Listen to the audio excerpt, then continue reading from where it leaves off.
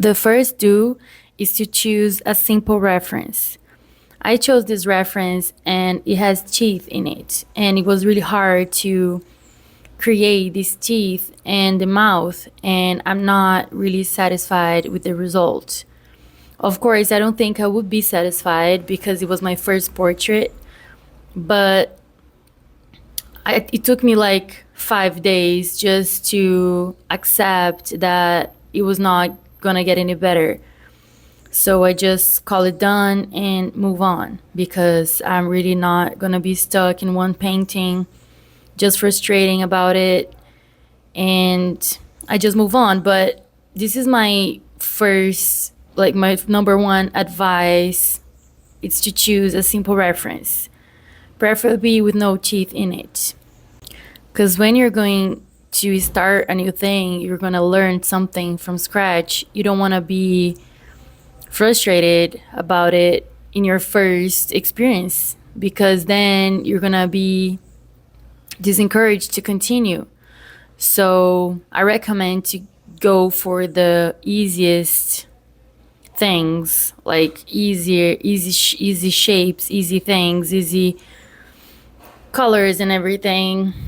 I'm good with color, so even, like after the face, I consider it done.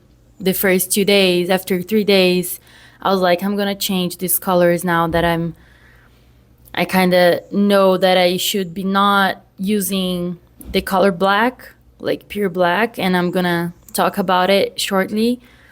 But in the beginning, I used black out of the tube. And then after a few days, I was looking at it and I was like, okay, let's make some changes here because it's too sharp, like it's too harsh for the eyes. So I used other colors like pink and brown, kind of like orange brown, and it worked better than it was with the black out of the tube.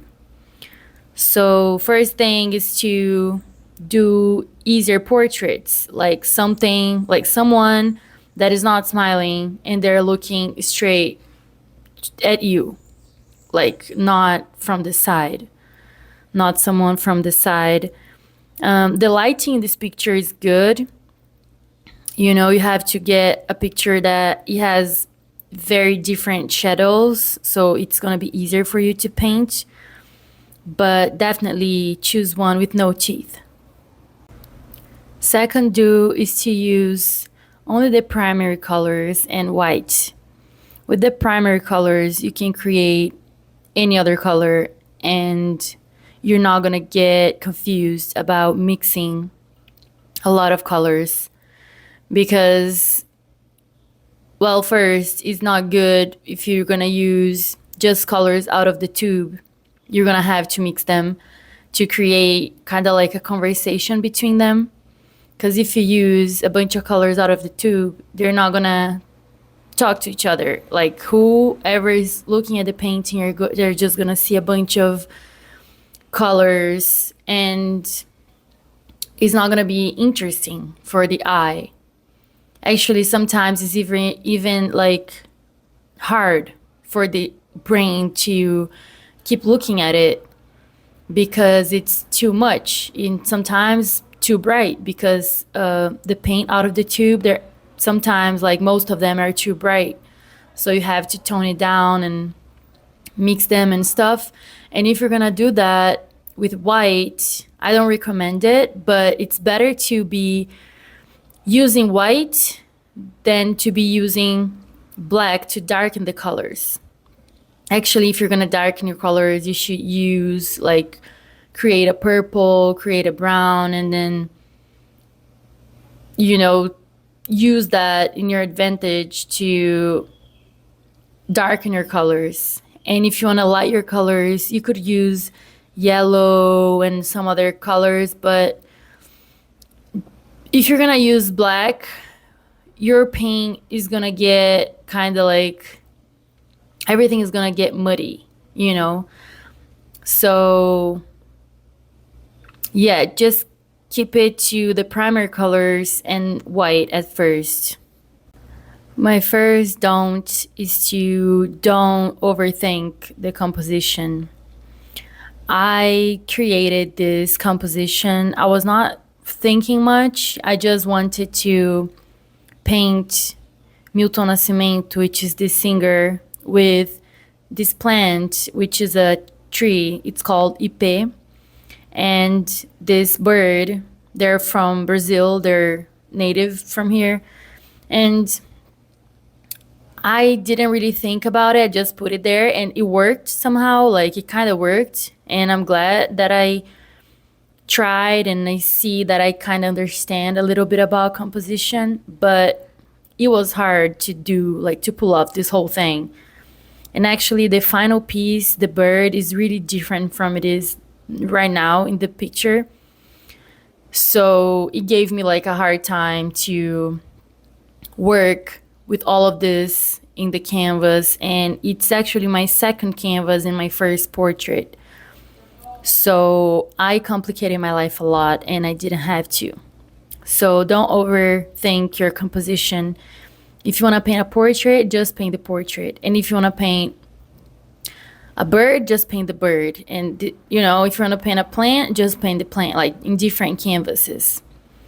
Because actually, like the lighting on this reference were different too. So you can see that in my portrait, the light, it's not really there. Like you don't see up where the light's coming from because each of the elements are in a different light.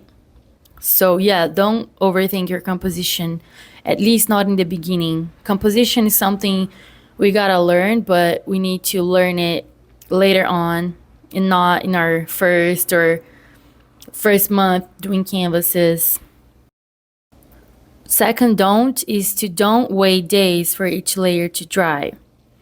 It took me like 5 days to a week to complete this canvas, and I was waiting for each layer to dry at least a little bit. Like I wanted it to dry. I was wishing for it to dry faster. And now that it's been like a month that I'm working on with oils, I'm realizing that working wet to wet paint, it's what makes it unique and what makes it work. Like actually, I think that it's easier to be working with a paint that it doesn't dry faster because you can pull and push and work with it and transform it while it's all still wet. So, you know, it's not like it's really hard for you to ruin a canvas when you're working with oils because you can always do something about it.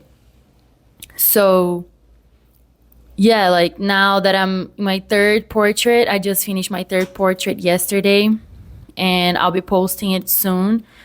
I learned, and I did it in one day, like one sitting. I did it real fast, and I'm really proud of it because I'm understanding more and more from each canvas. And definitely one of the things that I love the most now is to be working from wet to wet paint. Those were my do's and don'ts that I learned now that I'm a month in oils. And I'm actually trying to record everything I'm painting, but it's hard because my phone doesn't have a lot of memory to do that. So I'm figuring out how I'm gonna keep recording what I'm doing, but I am taking pictures and I'm posting the pictures of the process on my Instagram on a daily basis. So if you want to take a look in those, you can follow me on Instagram, which is Rafaela Belezi.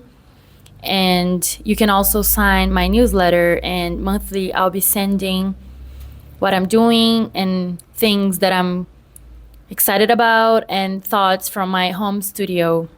I hope you enjoyed this video. And a bonus do that I would like to say is that you should share your work. You should definitely share what you're doing because it makes you feel good about yourself. Not because your canvas looks great, but because you're going to start seeing how far you've came just with like 5 canvas. You know, like each canvas, you're gonna see a lot of difference, and you have to celebrate all this work that you're putting on canvas. It's not an easy thing. Oils are hard, and you are on this path. So you should share it and celebrate it and be excited about it.